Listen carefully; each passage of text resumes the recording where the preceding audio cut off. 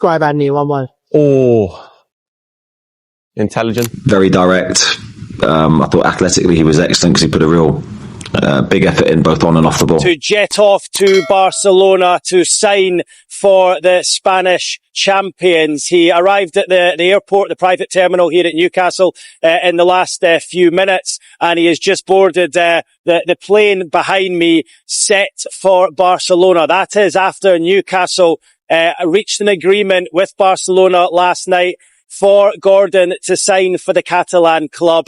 Anthony Gordon to Barcelona. If someone had told you 2 years ago that Barcelona would spend over 80 million euros on an English winger from Newcastle United, you probably would have laughed. Not because Gordon isn't talented, but because he doesn't fit the profile of a typical Barcelona signing. He's not a global superstar. He's not the most technically gifted winger in Europe. And he's certainly not the type of player most fans expected Barcelona to prioritize. Yet according to multiple reports, Barcelona moved quickly once the opportunity became available. The question is, what exactly did Barcelona see that everyone else missed? Because this transfer isn't really about goals. It's not even about assists. It's about something much bigger. It's about the future identity of Barcelona under Hansi Flick. And once you understand that, this move starts making a lot more sense. The new Barcelona. For years, Barcelona were associated with one football philosophy: control, possession, patience, the classic tiki-taka style. But football evolves, and under Hansi Flick, Barcelona have evolved too. The modern version of Barcelona still values possession, but they are far more direct than previous generations. They attack space faster, they transition quicker, they press harder, and most importantly, they demand incredible physical intensity from every player on the pitch. That's where Anthony Gordon enters the story. According to various reports, Flick personally wanted another winger capable of matching the energy levels already provided by players like Rafinha. Not necessarily another superstar, but another runner, another presser, another player willing to do the difficult work when Barcelona lose possession. And that's where Gordon stands out. What makes Gordon different? Tough, open my legs, and like you said, I'm sort of mentally defeating him because he's thinking, I can't catch him. Anthony Gordon has built his reputation on relentless work rate, closing defenders down, tracking back, winning duels, pressing opponents into mistakes, making recovery runs, the kind of work that rarely appears in highlight reels, but matters enormously to coaches. At Newcastle, Gordon became one of the Premier League's most aggressive pressing wingers. And that profile aligns closely with the type of football Hansi Flick wants his team to play. Because pressing isn't simply about running. It's about triggering mistakes, winning possession higher up the pitch, and creating attacking opportunities before the opponent can organize defensively. From Barcelona's perspective, Gordon offers exactly that. The perfect partner for Yamal.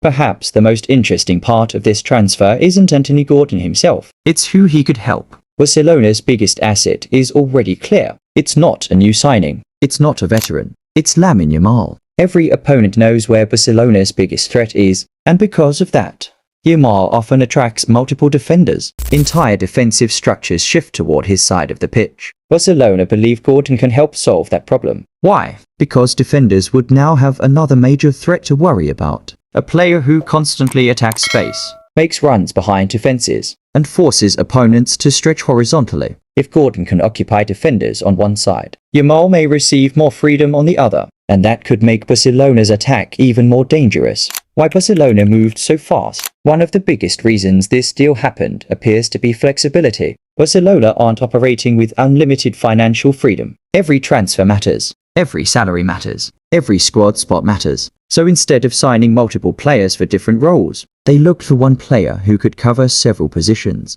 And Gordon offers exactly that. He can play on the left wing. He can operate on the right. He can occasionally play centrally. That versatility is incredibly valuable, especially during a long season involving domestic competitions, European football, injuries, and rotation. From Barcelona's perspective, Gordon isn't just one signing. He's potentially multiple solutions wrapped into one player. Hi, Anthony. Hi. Welcome. Bienvenido. Benvingut. I wanted to ask you, well, first of all, congratulations. Gracias. ¿Has sufrido? Have you suffered these hours for the signing? No, I knew it would happen. I've been very, very calm at the hotel, just waiting with my family, with my agents. But yeah, very, very excited. So it was kind of hard to wait. Sí, no, estava molt tranquil a l'hotel esperant amb la família i amb els agents perquè sabia que estava fet, que només era un tema burocràtic i no he patit gens. Hola. Hola, Anthony. Bienvenido. Gracias. What happened with the signature? If you can explain the 9 hours in the hotel. I cannot explain. I don't know. It's stuff I don't understand. All my part was done. I've been ready for 2 days now. So yeah, it was stuff above me. I think legal things and the very small details. The big debate.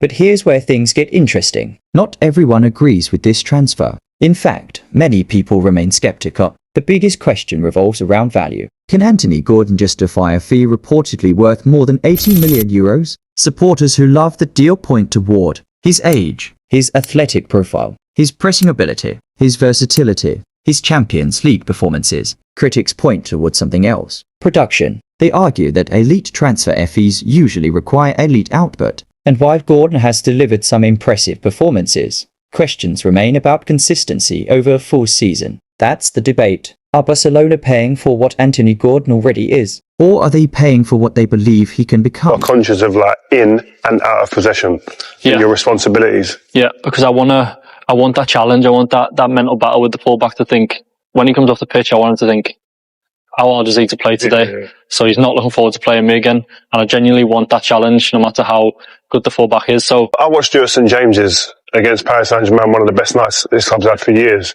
And you was one of the big reasons in terms of the press starting the game. One of the first presses was you. This is it here. And I was thinking, wow, just someone who knows the nature of the football club and the fan base, you've really, really kind of bought into that. And if you look here now, the next bit is just as important to me because I'm going back the other way. And I'm letting them know you're not going to beat me that way as well. The La Liga challenge. Another challenge is adaptation. Because La Liga is very different from the Premier League. In England, matches often become open. Transitions happen constantly. Space appears regularly. That's where Gordon thrives. Spain can be very different. Many teams defend deep against Barcelona. Very deep. Breaking down organized defensive blocks requires patience, technical precision, and smart decision-making. The question isn't whether Gordon can play in Spain. The question is whether he can consistently play for Hansi Flick's system. A player capable of bringing energy, pressing, versatility, and tactical balance. Critics believe the fee is too high. Supporters believe the fit is perfect. The